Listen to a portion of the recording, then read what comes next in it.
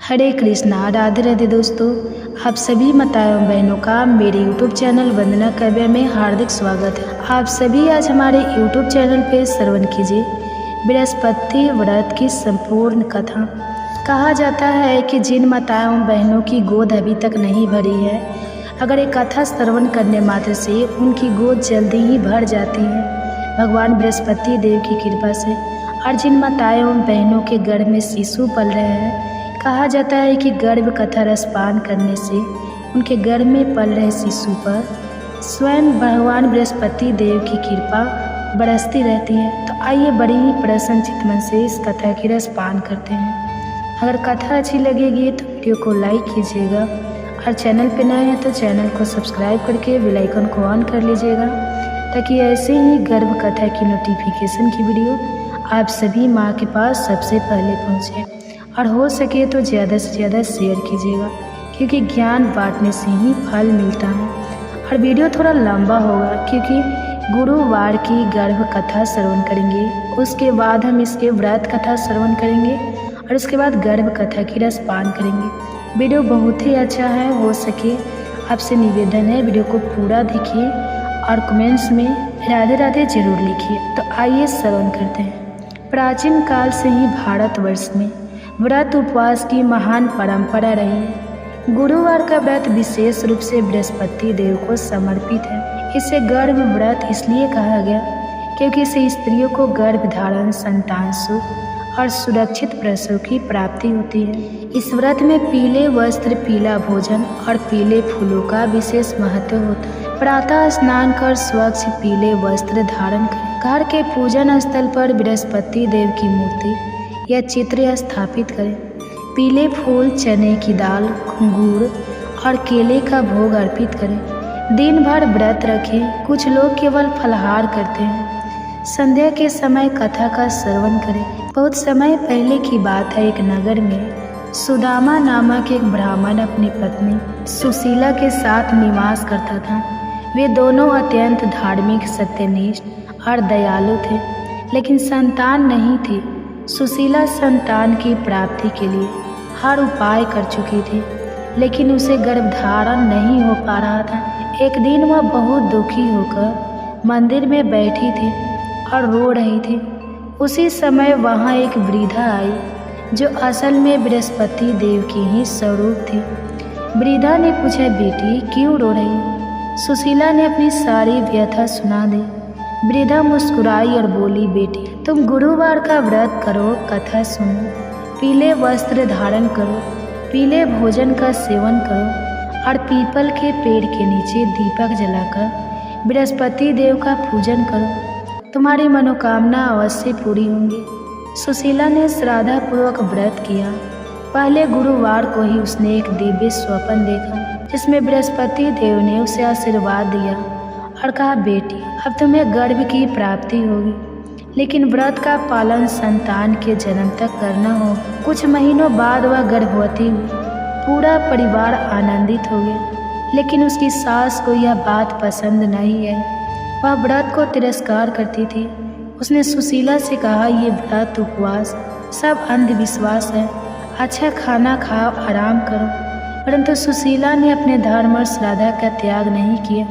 वह चुपचाप व्रत करती रही। जब उसका गर्भ 7 महीने का हुआ तो उसकी सास ने जबरदस्ती उसका व्रत तुड़वा दिया। उसी रात सुशीला को एक भयानक स्वप्न आया, जिसमें उसने देखा कि एक विशाल पीले रंग के रथ पर सवार बृहस्पति देव क्रोधित होकर बोले, तुम्हारा व्रत अधूरा रह गया, इसलिए तुम्हें परीक्षा देनी होगी। अगले दिन सुशीला को असहनीय पीड़ा हुई और वह मूर्छित हो गई। परिवार में कोहराम मच गया। तभी वही पास के मंदिर में एक संत आए। उन्होंने सारी बात सुनी और कहा, यह व्रत की अवमानना का परिणाम है। यदि तुम सच्चे मन से प्रायश्चित करो और पुनः व्रत आरंभ करो तो सब ठीक हो जाएगा। सुशीला ने अपनी सास को मनाया और पूरे परिवार ने व्रत किया। उसी रात चमत्कार हुआ। सुशीला की पीड़ा समाप्त हो गई और उसने एक सुंदर पुत्र को जन्म दिया। एक गांव में गंगा नामक एक निर्धन महिला रहती थी। वह गुरुवार को व्रत करती थी, लेकिन उसके पास भोग चढ़ाने को कुछ नहीं होता था। वह पीले फूल और पानी से ही पूजन करती थी। एक दिन राजा नगर भ्रमण पर आया और गंगा के घर भोजन का आग्रह किया। गंगा ने आश्चर्य से कहा, महाराज, मेरे पास तो अन्न का एक दाना भी नहीं है। राजा बोला, मैं बृहस्पति देव की प्रेरणा से आया हूँ। गंगा ने भावपूर्वक पानी पिलाया और तुलसी दल अर्पित किया। तभी चमत्कार हुआ, उसका खाली बर्तन चने की दाल, घी और मिठाई से भर गया। राजा यह देखकर चकित रह गया। एक धनी व्यापारी सेठ हरिलाल को बहुत अंधकार था कि उसका व्यापार और बुद्धि ही उसका भाग्य है। वह व्रत पूजन को व्यर्थ समझता था। एक बार उसके शहर में अकाल पड़ा और उसका सारा व्यापार नष्ट हो गया। दर दर भटकते हुए वह एक साधु के पास पहुंचा, जिसने उसे बृहस्पति व्रत की महिमा बताई। पहले तो सेठ ने हंसी उड़ाई, लेकिन बाद में विवश होकर व्रत किया। आश्चर्य, कुछ ही सप्ताहों में उसके पुराने ग्राहक लौट आए और व्यापार फिर से फलने फूलने लगा। श्रद्धा और विश्वास किसी भी कठिनाई को पार करा सकते हैं। व्रत केवल अनुष्ठान नहीं, बल्कि आत्मा की शुद्धि का माध्यम है। बृहस्पति देव की कृपा से संतान सुख, धन, बुद्धि और शांति मिलती है। ब्रह्मावृत पुराण, नारद पुराण और संकट पुराण में बृहस्पति व्रत की प्रशंसा की गई है। बृहस्पति ग्रह को सौम्य, शुभ और ज्ञान देने वाला माना गया है। गुरुवार के दिन विष्णु जी की पूजा का भी विधान है। बृहस्पति व्रत कथा, पीले गुरुवार की कथा, देव गुरु कथा, संतति सुख की कथा से जाना जाता है। बृहस्पतिवार के दिन इस कथा की सुनने से और इस मंत्र का जाप अवश्य करना चाहिए। हे बृहस्पति देव, आप ज्ञान, संतोष और धर्म के प्रकाशक हैं। हमारी कृपया हमारी मनोकामनाएं पूर्ण करें, गर्भवती स्त्रियों की रक्षा करें और हमारी संतानों को दीर्घायु और सद्बुद्धि प्रदान करें। ये थे बृहस्पतिवार के दिन सुने जाने वाले गर्भ कथा। अब आप गुरुवार की व्रत कथा रसपान कीजिए। वीडियो थोड़ा लंबी होगा, इसके बाद गर्भ कथा सुनेंगे। अच्छी कहानी है, मन लगा के सुनिए। आपकी सभी मनोकामनाएं बृहस्पति देव की कृपा से जरूर पूर्ण होंगे। आप सभी से यही विनती है। प्रिय भक्तजनों, आज बृहस्पतिवार के दिन आप बृहस्पति देव की बड़ी ही दुर्लभ कथा सुनेंगे। इस कथा को सुनने से भक्तों की सभी मनोकामनाएं भगवान बृहस्पति देव की कृपा से पूर्ण हो जाती है। तो आइए बड़े ही श्रद्धा और प्रसन्नचित मन से इस कथा को सुनते हैं। भारतवर्ष में एक प्रतापी और दानी राजा राज्य करता था। वह नित्य गरीबों और ब्राह्मणों की सहायता करता था। यह बात उसकी रानी को अच्छी नहीं लगती थी। वह ना ही गरीबों को दान देती, ना ही भगवान का पूजन करती थी और राजा को भी दान देने से मना किया करती थी। एक दिन राजा शिकार खेलने वन को गए हुए थे तो रानी महल में अकेली थी। उसी समय एक दिन राजा शिकार खेलने वन को गए हुए थे तो रानी महल में अकेली थी। उसी समय बृहस्पति देव साधु वेश राजा के महल में भिक्षा लेने के लिए गए और भिक्षा मांगी तो रानी ने भिक्षा देने से इनकार कर दिया और कहा, हे साधु महाराज, मैं तो दान पुण्य से तंग आ गई हूँ। मेरा पति सारा धन लुटाते रहते हैं। मेरी इच्छा है कि हमारा धन नष्ट हो जाए, फिर ना रहेगा बांस, ना बाजेगी बंसुरी। साधु ने कहा, देवी, तुम तो बड़ी विचित्र हो। धन और संतान तो सभी चाहते हैं, पुत्र और लक्ष्मी तो पापी के घर भी होने चाहिए। यदि तुम्हारे पास अधिक धन है तो भूखों को भोजन दो, प्यासों के लिए प्याऊ बनवाओ, मुसाफिरों के लिए धर्मशालाएं खुलवाओ। जो निर्धन अपनी कुंवारी कन्याओं का विवाह नहीं कर सकते, उनका विवाह करा दो। ऐसे और कई काम है जिनके करने से तुम्हारा यश लोक और परलोक में फैलेगा। परंतु रानी पर उपदेश का कोई प्रभाव नहीं पड़ा। वो बोली, महाराज, आप मुझे कुछ ना समझाए। मैं ऐसा धन नहीं चाहती जो हर जगह बांटती फिरूं। साधु ने उत्तर दिया, यदि तुम्हारी ऐसी इच्छा है तो तथास्तु। तुम ऐसा करना कि बृहस्पतिवार को घर लीपकर पीली मिट्टी से अपना सिर धोकर स्नान करना, भट्टी चढ़ाकर कपड़े धोना। ऐसा करने से आपका सारा धन नष्ट हो जाएगा।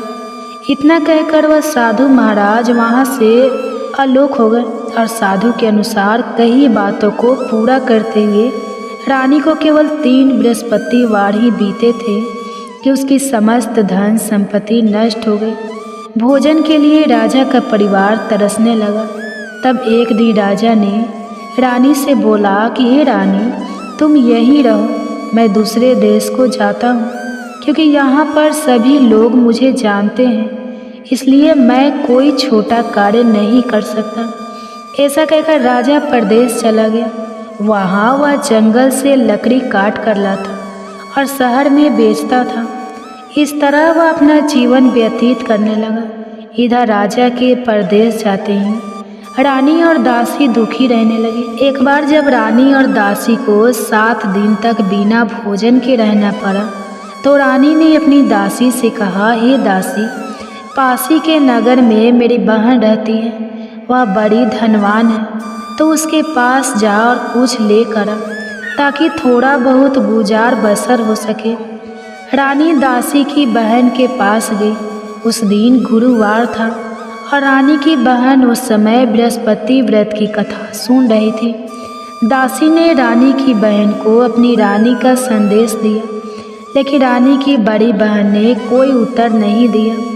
जब दासी को रानी की बहन से कोई उत्तर नहीं मिला तो वह बहुत दुखी हुई और उसे क्रोध भी आया।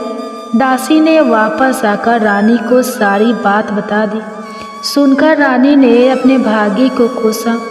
उधर रानी की बहन ने सोचा कि मेरी बहन की दासी आई थी, परंतु मैं उससे नहीं बोली, इससे वह बहुत दुखी हुई होगी। कथा सुनकर और पूजन समाप्त करके वह अपनी बहन के घर आई और कहने लगी, हे बहन, मैं बृहस्पतिवार का व्रत कर रही थी, तुम्हारी दासी मेरे घर आई थी, परंतु जब तक कथा होती है तब तक ना तो उठते हैं और ना ही बोलते हैं, इसलिए मैं नहीं बोली। कहो दासी क्यों गई थी? रानी बोली, बहन, तुमसे क्या छुपाओ, हमारे घर में खाने तक को अनाज नहीं था। ऐसा कहते कहते रानी की आंखें भर आई। उसने दासी समेत पिछले 7 दिनों से भूखे रहने तक की बात अपनी बहन को विस्तार पूर्वक सुना दी। रानी की बहन बोली, देखो बहन, भगवान बृहस्पति सबकी मनोकामना को पूर्ण करते हैं। देखो, शायद तुम्हारे घर में अनाज रखा हो। पहले तो रानी को विश्वास नहीं हुआ, पर बहन के आग्रह करने पर उसने अपनी दासी को अंदर भेजा तो उसे सचमुच अनाज से भरा एक घड़ा मिल गया। यह देखकर दासी को बड़ी हैरानी हुई। दासी रानी से कहने लगी, हे रानी, जब हमको भोजन नहीं मिलता तो हम व्रत ही तो करते हैं, इसलिए क्यों ना इनसे व्रत और कथा की विधि पूछ ली जाए ताकि हम भी व्रत कर सके। तब रानी ने अपनी बहन से बृहस्पति व्रत के बारे में पूछा। उसकी बहन ने बताया, बृहस्पतिवार के व्रत में चने की दाल और मुनक्का से विष्णु भगवान का केले की जड़ में पूजन करें तथा दीपक जलाए, व्रत कथा सुने और पीला भोजन ही करें। इससे बृहस्पति देव प्रसन्न होते हैं। और व्रत और पूजन विधि बताकर रानी की बहन अपने घर को लौट गई। 7 दिन के बाद जब गुरुवार आया तो रानी और दासी ने व्रत रखा। घुड़साल में जाकर चना और गुड़ लेकर आए, फिर उससे केले की जड़ तथा विष्णु भगवान का पूजन किया। अब पीला भोजन कहाँ से आए, इस बात को लेकर दोनों बहुत दुखी थी, क्योंकि उन्होंने व्रत रखा था, इसलिए बृहस्पति देव उनसे प्रसन्न थे। इसलिए वे एक साधारण व्यक्ति का रूप धारण करके 2 थालों में सुंदर पीला भोजन दासी को दे गए। भोजन पाकर दासी बहुत प्रसन्न हुई और फिर रानी के साथ मिलकर भोजन ग्रहण किया। उसके बाद वे सभी गुरुवार को व्रत और पूजन करने लगे। बृहस्पति भगवान की कृपा से उनके पास फिर से धन संपत्ति आ गई, परंतु रानी फिर से पहले की तरह आलस्य करने लगी। तब दासी बोली, देखो रानी, तुम पहले भी इस प्रकार आलस्य करती थी, तुम्हें धन रखने में कष्ट होता था, इस कारण सभी धन नष्ट हो गया, और अब जब भगवान बृहस्पति की कृपा से धन मिला है तो तुम्हें फिर से आलस्य होता है। रानी को समझाते हुए दासी कहती है कि बड़ी मुसीबतों के बाद हमने यह धन पाया है, इसलिए हमें दान पुण्य करना चाहिए, भूखे मनुष्य को भोजन कराना चाहिए और धन को शुभ कार्यों में खर्च करना चाहिए, जिससे तुम्हारे कुल का यश बढ़ेगा, स्वर्ग की प्राप्ति होगी और प्रीत प्रसन्न होंगे। दासी की बात मानकर रानी अपना धन शुभ कार्यों में खर्च करने लगी, जिससे पूरे नगर में उसका यश फैलने लगा। उधर एक दिन राजा दुखी होकर जंगल में एक पेड़ के नीचे आसन जमाकर बैठ गया। वह अपनी दशा को याद करके व्याकुल होने लगा। बृहस्पतिवार का दिन था। एकाएक उसने देखा कि निर्जल वन में एक साधु प्रकट हुए। वह साधु वेश में स्वयं बृहस्पति देवता थे। लकड़हारे के सामने आकर बोले, हे लकड़हारे, इस सुनसान जंगल में तू इतना चिंता मग्न क्यों बैठा है? लकड़हारे ने दोनों हाथ जोड़कर प्रणाम किया और उत्तर दिया, महात्मा जी, आप सब कुछ जानते हैं, मैं क्या कहूँ? यह कहकर रोने लगा और साधु को अपनी आत्मकथा सुनाई। महात्मा जी ने कहा, तुम्हारी स्त्री ने बृहस्पतिवार के दिन बृहस्पति भगवान का निरादर किया है, जिसके कारण रुष्ट होकर उन्होंने तुम्हारी यह दशा कर दी। अब तुम चिंता को दूर करके मेरे कहने पर चलो तो तुम्हारे सब कष्ट दूर हो जाएंगे और भगवान पहले से भी अधिक संपत्ति देंगे। तुम बृहस्पतिवार के दिन कथा किया करो। 2 पैसे के चने मुनक्का लाकर उसका प्रसाद बनाओ और शुद्ध जल से लोटे में शक्कर मिलाकर अमृत तैयार करो। कथा के पश्चाताप अपने सारे परिवार और सुनने वाले प्रेमियों में अमृत और प्रसाद को बांटकर खुद भी ग्रहण करो। ऐसा करने से भगवान तुम्हारी सब मनोकामनाएं पूरी करेंगे।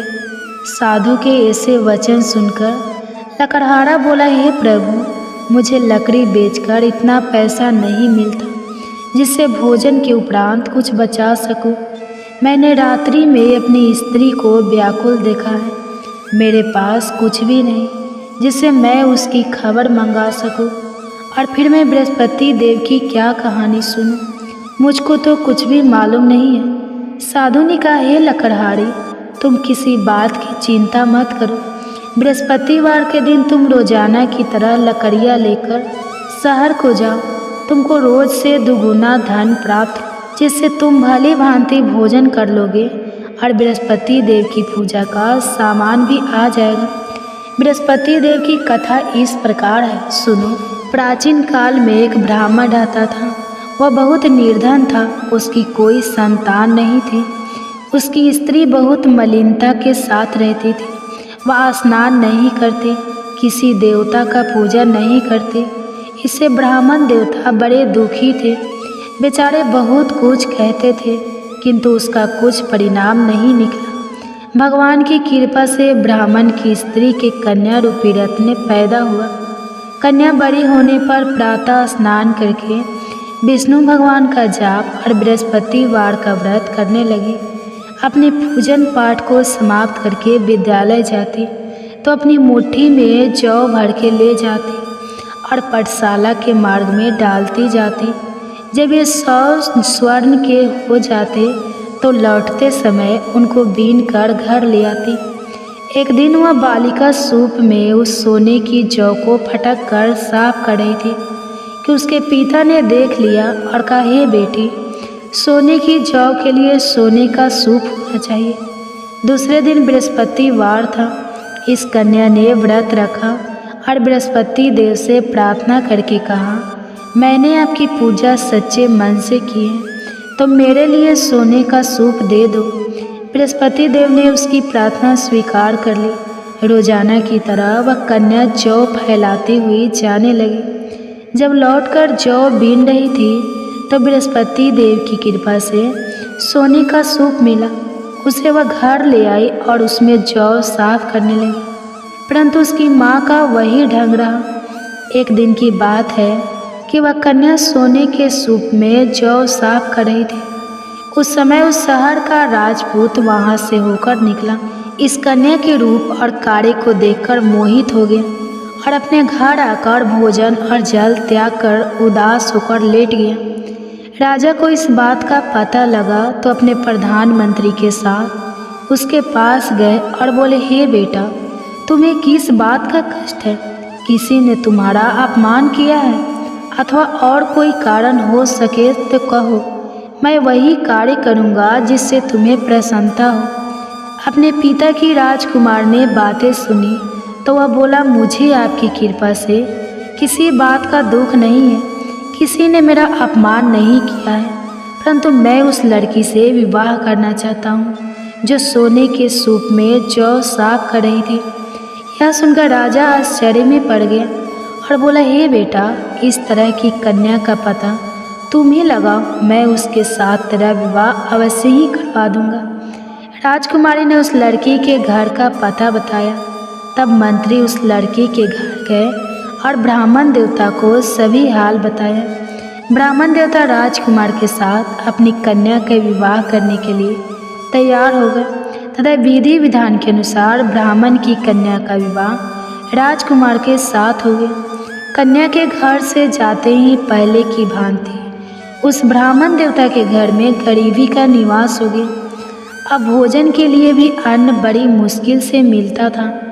एक दिन दुखी होकर ब्राह्मण देवता अपनी पुत्री के पास गए। बेटी ने पिता की दुखी अवस्था को देखा और अपनी माँ का हाल पूछा। तब ब्राह्मण ने भी सभी हाल कहा। कन्या ने बहुत सा धन देकर अपने पिता को विदा कर दिया। इस तरह ब्राह्मण का कुछ समय सुखपूर्वक व्यतीत हुआ। कुछ दिन के बाद फिर वही हाल हो गया। ब्राह्मण फिर अपनी कन्या के यहाँ गया और सारा हाल कहा तो लड़की बोली, हे पिताजी, आप माताजी को यहाँ ले आओ, मैं उन्हें विधि बता दूंगी जिससे उनकी गरीबी दूर हो जाए। वह ब्राह्मण देवता अपनी स्त्री को साथ लेकर पहुँचे तो अपनी माँ को समझाने लगे कि हे माँ, तुम प्रातःकाल प्रथम स्नान आदि करके विष्णु भगवान का पूजन करो तो सब दरिद्रता दूर हो जाएगी। परंतु उसकी माँ ने एक भी बात नहीं मानी और प्रातःकाल उठकर अपनी पुत्री के बच्चों की जूठन को खा लिया। इससे उसकी पुत्री को भी बहुत गुस्सा आया। उसने एक रात को एक कोठरी में से सारा सामान निकाल दिया और अपनी माँ को उसमें बंद कर दिया। प्रातः उसमें से उसे निकाला तो स्नान आदि करा के पूजा पाठ करवाया तो उसकी माँ की बुद्धि ठीक हो गई। इसके बाद वह नियम से पूजा पाठ करती और प्रत्येक बृहस्पतिवार को व्रत रखने लगी। इस व्रत के प्रभाव से उसके माता और पिता बहुत ही धनवान और पुत्रवान हो गए और बृहस्पति देवता के प्रभाव से इस लोक के सुख को भोगकर अंत में स्वर्ग को प्राप्त। इस तरह कहानी कहकर साधु देवता वहाँ से अंतर्ध्यान हो गए। धीरे धीरे समय व्यतीत होने पर फिर वही बृहस्पतिवार का दिन आया। लकड़हारा जंगल से लकड़ी काटकर किसी शहर में बेचने गया। उसे उस दिन और दिन से अधिक पैसा मिला। राजा ने चना गुड़ आदि लाकर गुरुवार का व्रत किया। उस दिन से उसके सभी क्लेश दूर हो गए। परंतु जब दोबारा गुरुवार का दिन आया तो बृहस्पतिवार का व्रत करना भूल गया। इस कारण बृहस्पति भगवान नाराज हो गए। उस दिन उस नगर के राजा ने विशाल यज्ञ का आयोजन किया था तथा शहर में यह घोषणा करा दी कि कोई भी मनुष्य अपने घर में भोजन ना बनवाए, न आग जलाए। समस्त जनता मेरे यहाँ भोजन करने आए।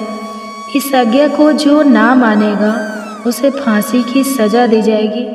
इस तरह की घोषणा संपूर्ण नगर में करवा देगी। राजा की आज्ञा के अनुसार शहर के सभी लोग भोजन करने गए, लेकिन लकड़हारा कुछ देर से पहुंचा, इसलिए राजा उसको अपने साथ घर ले गए और ले जाकर भोजन करा रहे थे तो रानी की दृष्टि उस खूंटी पर पड़ी जिस पर उसका हार लटका हुआ था।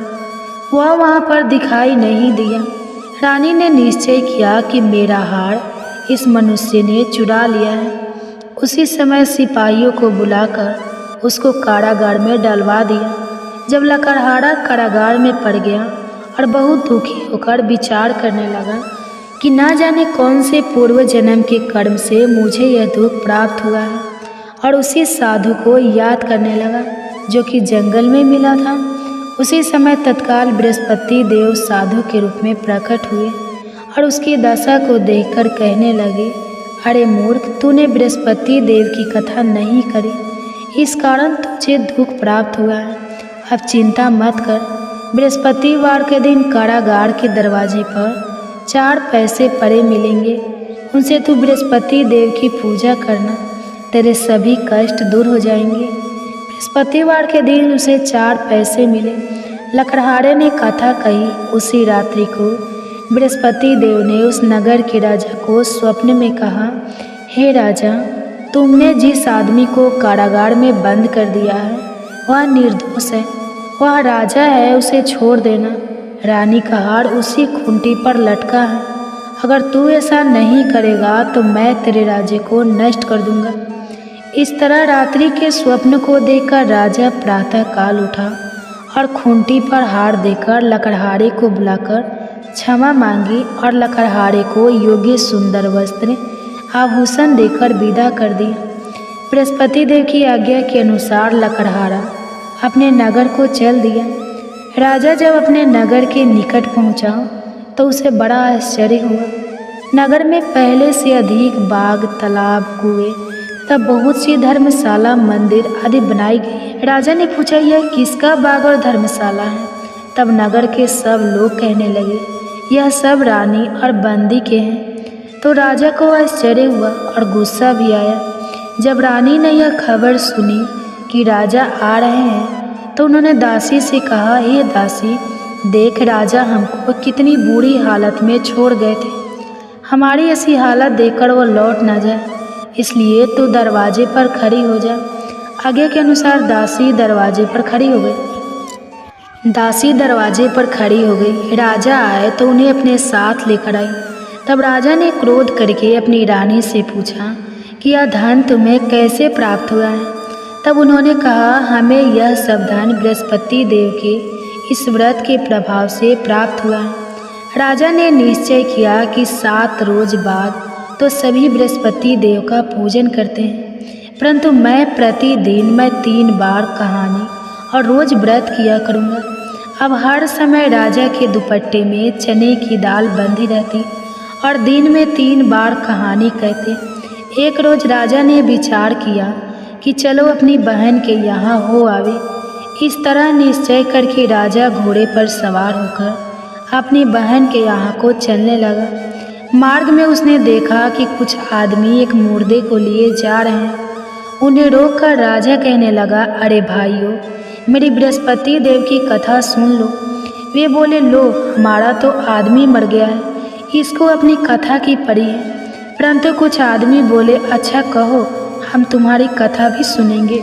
राजा ने दाल निकाली और जब कथा आधी हुई थी कि मुर्दा हिलने लगा और जब कथा समाप्त हो गई तो राम राम करके मनुष्य उठकर खड़ा हो गया। आगे मार्ग में उसे किसान खेत में हल चलाता मिला तो राजा ने उसे देखकर बोला, अरे भैया, तुम मेरी बृहस्पतिवार की कथा सुन लो। किसान बोला, जब तक मैं तेरी कथा सुनूंगा तब तक 4 हरैया जोत लूँगा, जा अपनी कथा किसी और को सुनाना। इस तरह राजा आगे चलने लगा। राजा के हटते ही बैल पछाड़ खाकर गिर गए और किसान के पेट में बड़ी जोर का दर्द होने लगा। उस समय उसकी माँ रोटी लेकर आई और उसने जब यह देखा तो अपने पुत्र से सब हाल पूछा और बेटे ने सभी हाल कह दिया। तो बुढ़िया दौड़ी दौड़ी उस घुड़सवार के पास गई और उसे बोली कि मैं तेरी कथा सुनूंगी, तू अपनी कथा मेरे खेत पर चलकर ही कहना। राजा ने बुढ़िया के खेत पर जाकर कथा कही, जिसके सुनते ही वह बैल उठकर खड़े हुए तथा किसान के पेट का दर्द भी बंद हो गया। राजा अपनी बहन के घर पहुंचा। बहन ने भाई की खूब मेहमानी की। दूसरे रोज प्रातः काल राजा जगा तो वह देखने लगा कि सब लोग भोजन कर रहे हैं। राजा ने अपनी बहन से कहा, ऐसा कोई मनुष्य है जिसने भोजन नहीं किया हो? मेरे बृहस्पतिवार की कथा सुन ले। बहन बोली, हे भैया, यह देश ऐसा है कि पहले यहाँ लोग भोजन करते हैं, बाद में अन्य काम करते हैं। अगर कोई पड़ोस में हो तो देख। वह ऐसा कहकर देखने चली गई, परंतु उसे कोई ऐसा व्यक्ति नहीं मिला जिसने भोजन ना किया हो। अतः वह एक कुम्हार के घर गए जिसका लड़का बीमार था। उसे मालूम हुआ कि उनके यहाँ 3 रोज से किसी ने भोजन नहीं किया है। रानी ने अपने भाई की कथा सुनने के लिए कुम्हार से कहा। वह तैयार हो गया। राजा ने जाकर बृहस्पतिवार की कथा कही, जिसको सुनकर उसका लड़का ठीक हो गया। अब तो राजा की प्रशंसा होने लगी। एक रोज राजा ने अपनी बहन से कहा कि हे बहन, हम अपने घर को जाएंगे, तुम भी तैयार हो जाओ। राजा की बहन ने अपनी सास से कहा तो सास ने कहा, हाँ चली जा, परंतु अपने लड़के को मत ले जाना, क्योंकि तेरे भाई की कोई औलाद नहीं है। बहन ने अपने भैया से कहा, हे भैया, मैं तो चलूँगी पर कोई बालक नहीं चलेगा। तो राजा बोला, जब कोई बालक नहीं चलेगा तब तुम ही क्या करोगे। बड़े दुखी मन से राजा अपने नगर को लौट आया। राजा ने अपनी दासी से कहा, हम निर्वंशी हैं, हमारा मुंह देखने का धर्म नहीं है और कुछ भोजन आदि नहीं किया है। रानी बोली, हे प्रभु, बृहस्पति देव ने हमें सब कुछ दिया है, वह हमें औलाद अवश्य देंगे। उसी रात को बृहस्पति देव ने राजा से स्वप्न में कहा, हे राजा, उठो, सभी सोच त्याग दो, तेरी रानी गर्भ से है। राजा को यह बात सुनकर बड़ी खुशी हुई। 9वें महीने में उसके गर्भ से एक सुंदर पुत्र पैदा हुआ। तब राजा बोला, हे रानी, स्त्री बिना भोजन के रह सकती है, पर बिना कहे नहीं रह सकती। जब मेरी बहन आएगी तो मुझसे कुछ मत कहना। रानी ने सुनकर हाँ कर दिया। जब रानी की बहन ने यह शुभ समाचार सुना तो वह बहुत खुश हुई और बधाई लेकर अपने भाई के यहाँ आई। तभी रानी ने कहा, घोड़ा चढ़कर तो नहीं आई है, गधा चढ़कर आई है। राजा की बहन बोली, भाभी, मैं इस प्रकार ना कहती तो तुम्हें औलाद कैसे मिलती। बृहस्पति देव ऐसे ही हैं, जैसी जिसके मन में कामनाएं हैं सभी को पूर्ण करते हैं। जो सद्भावना पूर्वक बृहस्पतिवार का व्रत करता है एवं कथा पढ़ता है अथवा सुनता है, दूसरे को सुनाता है, बृहस्पति देव उनकी सभी मनोकामनाएं पूर्ण करते हैं। बृहस्पति देव उनकी सदैव रक्षा करते हैं। जो संसार में सद्भावना और सच्चे हृदय से बृहस्पति देव का पूजन करते हैं, उनकी सभी मनोकामनाएं उसी प्रकार पूर्ण होती हैं। जैसे राजा और रानी ने बृहस्पति देव की कथा का गुणगान किया, उनकी सभी इच्छाएं बृहस्पति देव ने पूर्ण की।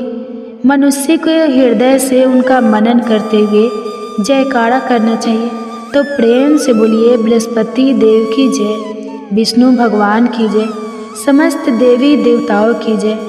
अब आप भगवान बृहस्पति देव की आरती श्रवण कीजिए। ओम जय बृहस्पति देवा, जय बृहस्पति देवा, छीने भीने भोग लगाओ फल मेवा। ओम जय बृहस्पति देवा, तुम्हें पूर्ण परमात्मा, तुम्हें अंतर्यामी, जगत पिता जगदीश्वर, तुम सबके स्वामी। ओम जय बृहस्पति देवा, चरणामृते निज निर्मल, सभी पातक हरता, सकल मनोरथ दायक, कृपे करो भरता।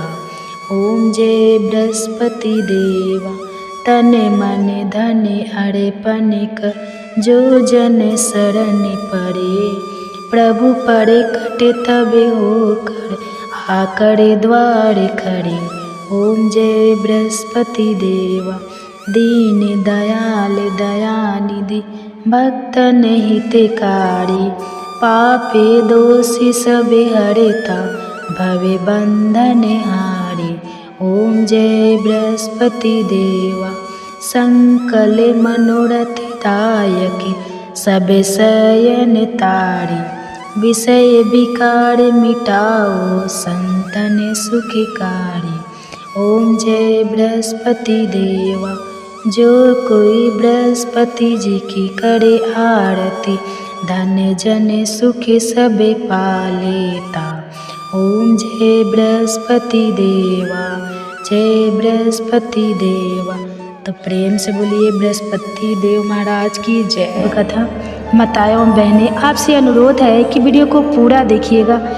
आधा अधूरा ज्ञान हमेशा आधा अधूरा ही रहता है, इसलिए कभी भी वीडियो को काट काट कर नहीं देखिएगा और हो सके तो ज़्यादा से ज़्यादा शेयर कीजिएगा, क्योंकि ज्ञान बांटने से ही फल मिलता है। इसीलिए हो सके तो शेयर कीजिएगा, जितने भी माताएं बहनें हैं सबके साथ शेयर कीजिएगा और वीडियो को पूरा देखिएगा शुरू से अंत तक। अच्छी कथाएं हैं, आपको अच्छी लगेगी। कथा श्रवण करने के बाद आपको अच्छा फील होगा, इसलिए वीडियो को ज़्यादा देखिएगा और हो सके तो वीडियो को लाइक करके कमेंट्स में हरे कृष्णा राधे राधे जरूर लिखिएगा और अपना आशीर्वाद हमें कमेंट्स के माध्यम से ज़रूर दीजिएगा। आप सभी का बहुत बहुत धन्यवाद, जो आप सबने मुझे इतना प्यार देते हैं, मेरे वीडियो को इतना प्यार देते हैं और इतनी गहरी से समझते हैं और कथा की रसपान करते हैं। तो चलिए एक बहुत ही प्रेरणादायक कहानी आज सुना रही हूँ। गर्भ में मिला ज्ञान अभिमन्यु की एक सच्ची कहानी। आपसे अनुरोध है, हाथ जोड़कर विनती है कि वीडियो को पूरा देखिए शुरू से लेकर अंत तक। अच्छी कहानियाँ हैं, अच्छी लगेगी आपको। गर्भ में पल रहा शिशु भी आनंद लेगा। इसके लिए गर्भवती माता एक शांत अवस्था में बैठ जाए, जहाँ बहुत ज़्यादा डिस्टर्ब ना हो, और अपने दोनों हाथ को मलता से गर्भ पे रख ले और अपने बच्चे को धीरे से बुलाए, आओ आओ मेरे बच्चे, आज मैं तुम्हें एक ऐसी कहानी सुनाने जा रही हूँ जिस गर्भ में ही अभिमन्यु की सच्ची कहानी, जिसने गर्भ में ही चक्रव्यूह वेदना सीख लिया था। क्या तुम जानते हो अभिमन्यु कौन था? आओ मैं तुम्हें आज विस्तार से सुनाने जा रही हूँ। तो चलिए श्रवण करते हैं। क्या आपने कभी सुना है कि एक बच्चा अपनी माँ के गर्भ में ही युद्ध की सबसे जटिल रणनीति सीख गया? न तलवार थी, न कोई गुरुकुल, बस एक माँ थी, उसका प्रेम था और एक पिता की वाणी, जिसे सुनकर एक अजन्मे बालक ने चक्रव्यूह भेदने की कला सीख ली। यह कोई कल्पना नहीं, यह महाभारत का वह सच है जो हमें बताता है कि एक माँ की कोख में भी युद्ध की शुरुआत हो सकती है, और उस बच्चे का नाम था अभिमन्यु। आज की इस कहानी की शुरुआत होती है महाभारत काल के उस अध्याय से, जहाँ प्रेम, भाग्य और भविष्य तीनों एक साथ चल रहे थे। अर्जुन पांडव में सबसे पराक्रमी, सबसे निपुण धनुर्धर उस समय अपने 12 वर्षों के वनवास के अंतिम पड़ाव पर थे। तीर्थ यात्राओं और आत्मचिंतन के माध्यम से वह अपने जीवन को दिशा देने की कोशिश कर रहे थे। उन्होंने अपनी यात्रा के दौरान कई यौस मुनियों से ज्ञान प्राप्त किया, लेकिन अतः उनका मार्ग उन्हें ले आया द्वारिका। द्वारिका भगवान श्री कृष्ण की नगरी, धार्मिकता, संस्कृति और संगीत का एक अद्भुत संगम। अर्जुन द्वारिका पहुँचे तो वहाँ का वातावरण पूरी तरह अलग था।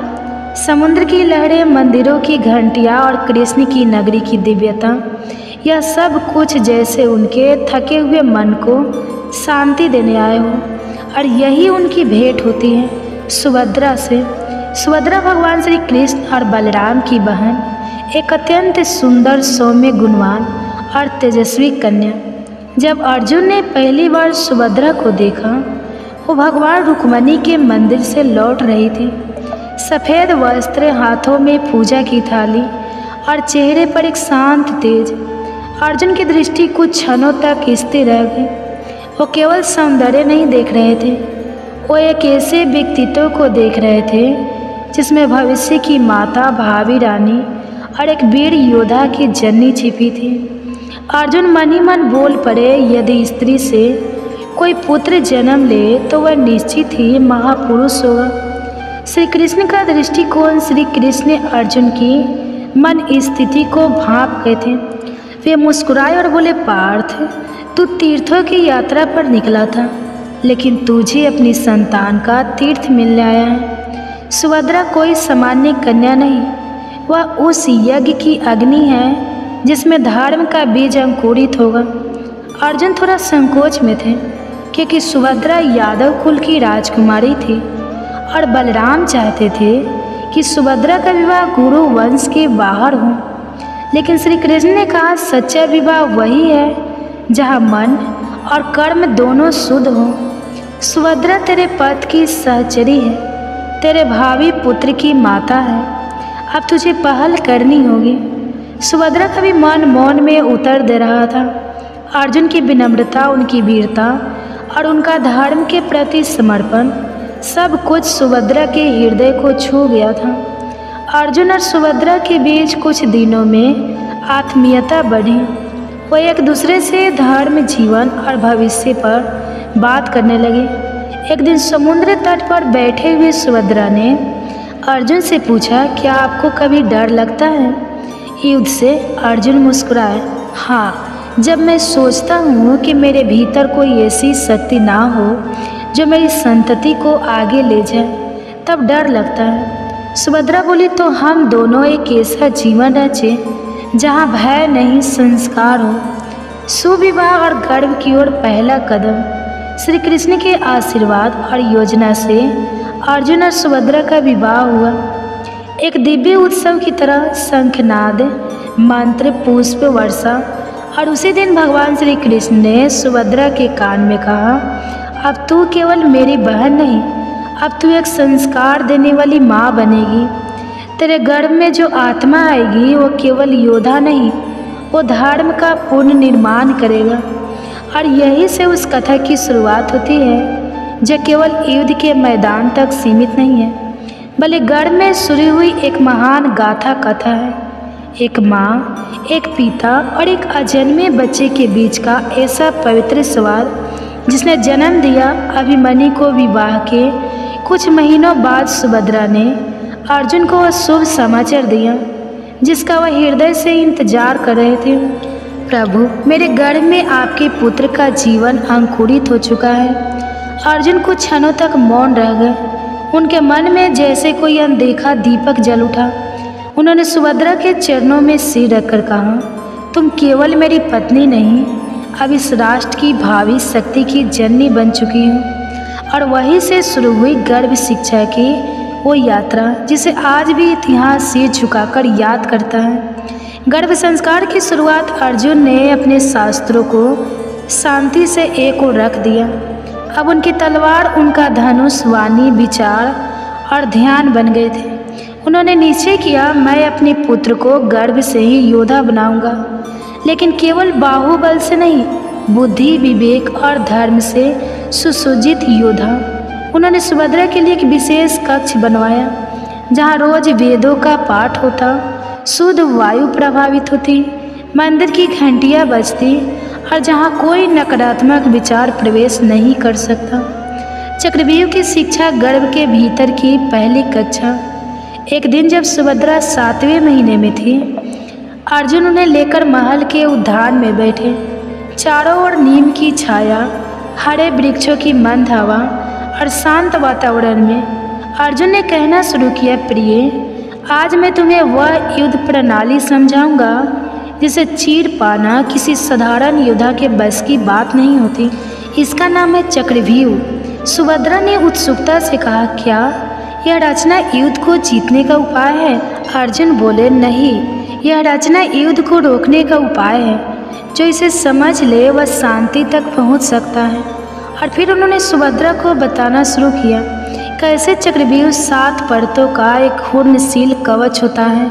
हर परत एक भ्रूण है, हर द्वार पर एक महारथी होता है और प्रवेश करते करते योद्धा अपने आप को भूल जाता है। गर्भ में सुन रहा था कोई जब अर्जुन यह सब समझा रहे थे। सुभद्रा तो केवल श्रोता थी, लेकिन कोई और था जो हर शब्द को आत्मा की गहराई से सुन रहा था। वो था अजन्मा अभिमन्यु। गर्भ में परंतु पूर्ण चेतना में। जैसे जैसे अर्जुन चक्रव्यूह की परतों की बात करते, अभिमन्यु की गति बढ़ती जाती। सुभद्रा ने अर्जुन का हाथ पकड़ा और कहा, मुझे लगता है मेरा गर्भ मुझे उत्तर दे रहा है। अर्जुन मुस्कुराए और बोले, वह कोई साधारण आत्मा नहीं है, उसे यह ज्ञान अब आत्मा की स्मृति में अंकित हो रहा है। अधूरी शिक्षा एक नियति लेकर। जब अर्जुन 7वीं परत तक पहुँचे और बाहर निकलने की विधि बताने ही वाले थे, सुभद्रा को अचानक नींद आने लगी। गर्भ का भार, मौसम की गर्मी और गढ़ ज्ञान की थकान। सुभद्रा सो गई। अर्जुन ने भी बात रोक दी, पर शायद नियति को यही मंजूर था। अभिमन्यु ने चक्रव्यूह में प्रवेश करना सीख लिया था, पर निकलने का मार्ग अधूरा रह गया। पर श्री कृष्ण की दृष्टि में यह भी पूर्ण था। शाम को श्री कृष्ण महल आए। उन्होंने सुभद्रा के सोते हुए चेहरे को देखा, फिर अभिमन्यु के गर्भ की ओर दृष्टि की मुस्कुराकर बोले, बालक ने जितना सुन लिया वही युगों के लिए पर्याप्त है, क्योंकि इसमें केवल अर्जुन की वाणी नहीं थी, इसमें माँ की उपस्थिति, प्रेम और शक्ति भी समाहित थी। उन्होंने सुभद्रा के सिर पर हाथ रखा और कहा, यह बालक तुम्हारे गर्भ से नहीं, तुम्हारी श्रद्धा से जन्म लेगा और यहीं से बन गया वह आधार जिस पर जन्मा इतिहास का सबसे तेजस्वी योद्धा अभिमन्यु।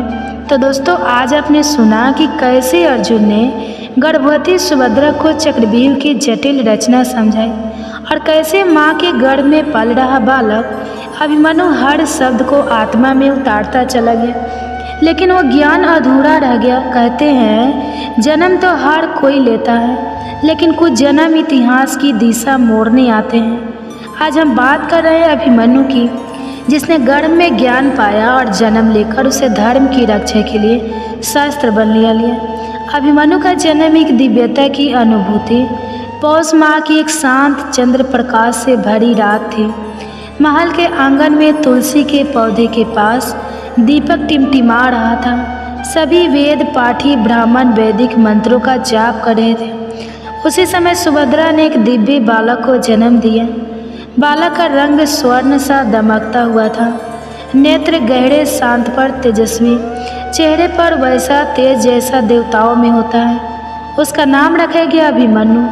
अर्जुन ने जब उसे पहली बार गोद में लिया तो उन्होंने आंखें बंद कर एक ही बात कही, यह केवल मेरा पुत्र नहीं, यह धर्म का सिपाही है। बचपन के लक्षण जब खेल भी शिक्षा थे। अभिमन्यु साधारण शिशु नहीं था। जहाँ अन्य बच्चे खिलौने से खेलते, वहाँ वह लकड़ी की तलवार से योद्धाओं जैसी मुद्राओं का अभ्यास करता। 3 वर्ष की उम्र में धनुष को हाथ में थाम लिया। 4 वर्ष में एक बार में 7 घंटे तक ध्यान स्थल बैठना। 5 वर्ष में उसने एक बार बाल कृष्ण की मूर्ति को देखकर कहा, माँ, यह वही है जिन्होंने गर्भ में मुझसे बात की थी। सुभद्रा सतबद्ध रह गई। उन्हें समझ आ गया अभिमन्यु को केवल जन्म नहीं मिला है, उसे समृद्धि भी मिली है। गर्भ में सुनी गई हर बात अब उसके व्यवहार, भाव और विचार में उतर चुकी थी। शिक्षा का प्रारंभ गुरु कृपाचार्य और गुरुनु दौरे। अर्जुन ने तय किया कि अभिमन्यु को महर्षि कृपाचार्य से शिक्षा दिलाई जाएगी। कृपाचार्य ने जैसे ही अभिमन्यु को देखा बोले, यह बालक तो प्रकृति से ही योद्धा है, इसके अंदर कोई तप्त अग्नि है जो सीखने के लिए तैयार है। कृपाचार्य ने उसे ध्वनि की दिशा से शत्रु को पहचानना, घोड़े की चाल समझना और सामरिक ध्यान सिखाना शुरू किया। 10 वर्ष की उम्र में वह गुरु द्रोणाचार्य के आश्रम पहुंचा, जहां भीष्म, कर्ण और द्रोण स्वयं उसकी प्रतिभा देखकर चकित हो गए। द्रोण ने कहा, यदि अर्जुन की छाया को देखना हो तो अभिमन्यु को देखो, लेकिन ध्यान रहे यह केवल छाया नहीं, यह अपने आप में प्रकाश है। कर्ण से पहली मुलाकात और अद्भुत संवाद। एक दिन अभिमन्यु की भेंट कर्ण से हुई। कर्ण ने मुस्कुराकर कहा, तुम अर्जुन पुत्र हो, क्या तुम में वैसा ही पराक्रम है? अभिमन्यु शांत भाव से बोला, मेरे पास गर्भ की शिक्षा है और उसमें डर सिखाया ही नहीं गया। सभी विस्मित रह गए। शब्दों में ना अहंकार था ना व्यंग, बस एक गर्भ में बोई गई आत्मा की स्पष्टता थी। कृष्ण का आशीर्वाद। श्री कृष्ण ने जब अभिमन्यु को पहली बार ध्यान करते देखा तो बोले, इस बालक को अब मेरी जरूरत नहीं है, यह स्वयं स्वर बन चुका है। श्री कृष्ण ने एक दिन सुभद्रा से कहा, बहन, तूने जो गर्भ में सुना, जो बोला, उसी से इस बालक की आत्मा बनी है। तूने केवल एक शरीर नहीं रचा, तूने धर्म का भविष्य गढ़ा है। संक्षेप में अभिमन्यु का जन्म ध्यान, श्रद्धा और ज्ञान से सींचा गया था। उसके खेल अभ्यास थे, उसकी चुप्पी ध्यान था, उसकी मुस्कान आश्वासन थी। अभिमन्यु वो था जो गर्भ की गहराइयों में ज्ञान को पहचान चुका था और अब समय आने पर उसे संसार के सामने दिखाने वाला था। अगले भाग में जानेंगे जब कुरुक्षेत्र का युद्ध आया और कैसे 16 साल का एक बालक एक पूरी सेना के सामने अकेला खड़ा हो गया और इस तरह जन्म हुआ अभिमन्यु का। वो बालक जो गर्भ में ही युद्ध की शिक्षा लेकर आया, एक ऐसा योद्धा जिसकी आभा बचपन से ही सबको चौंका देती थी। पर दोस्तों यह तो बस शुरुआत है, क्योंकि अब शुरू होगी उसकी असली शिक्षा, वो साधना, वो सीख जो उसे बनाएगी महाभारत के युद्ध का सबसे वीर योद्धा।